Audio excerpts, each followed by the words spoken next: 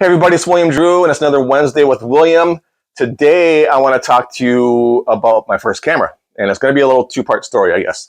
So, I first got a camera back in 1986 as one of my gifts when I graduated high school. So, back in 86, obviously, this was a film 35 millimeter camera, and back then I did take photography in high school, and growing up I had played with my dad's camera a little bit here and there, but my first trip after getting that camera that we went to Disney World as a family, I took a picture of Spaceship Earth at Epcot, amongst many other pictures. But the second part of the trip, this is a trip we drove from Minneapolis all the way down to Disney, and then left Disney after however many days it was, and drove up to Panama City Beach in Florida. And when we got out to Panama City Beach, my dad asked for my film rolls that I had taken at Disney, and he had some from his camera too.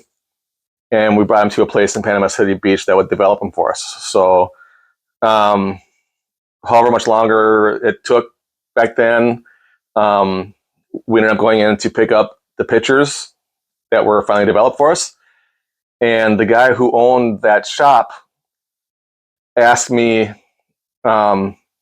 he pointed to his wall and he blew up one of my pictures into like probably 20 by 30, maybe. I can't recall for sure. And it was a picture I took of Spaceship Earth. And he goes, I would really appreciate it if you can let me keep this on the wall and to further convince you. And he gave me a 20 by 30 frame print of it too. So that was all within months of me getting my first camera. I was already taking pictures that people wanted to hang on their walls, and I still really didn't know what I was doing back then. I had a rough idea, but it was a lot of guessing. Anyways, that camera that I got when I graduated high school, it only lasted 2 years. And at around 2 years, something happened to the camera where every single picture had this line that went through, the same line, every single picture. So I stopped using that camera back in '88. I didn't get another camera until cell phones had a camera in, I don't know, was it early 2000s, late 90s? I can't remember. And back then, I can't remember, people would ask me if I'm selling those pictures. And these are from a cell phone that I'm pretty sure y'all remember how crappy cell phone cameras were when they first came out. They were bad, and people were asking if I was selling those.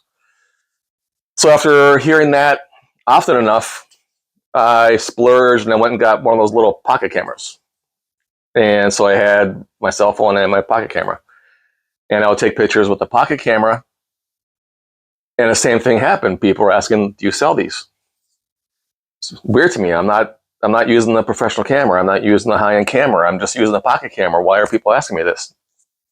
But that eventually got me to, back in 2007, I finally invested in a DSLR. I got a used Canon 30D, and that was in August of 2007. And in November, I think, October, I'll have to look it up.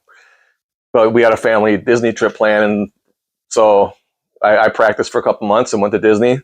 And I'll show you one of my pictures I took down here, fireworks picture that I took at the TTC, at the Transportation Ticket Center. So right away, I nailed those fireworks shots, and it was so fun. And from there, yeah, I've upgraded a few other cameras, and I actually didn't really start taking the photography seriously until 2016. It's probably when I finally said, you know what, I was good.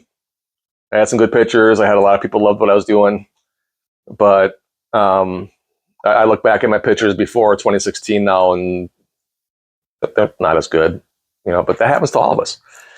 So anyways, yeah, that's my story. My first camera was a 35 millimeter that I got back in '86. It only lasted 2 years. My next camera was a DSLR that I got in 2007. So it was almost 20 years that I went without a camera. So that's all I got for this week, and I'll talk to you all next week. Thanks.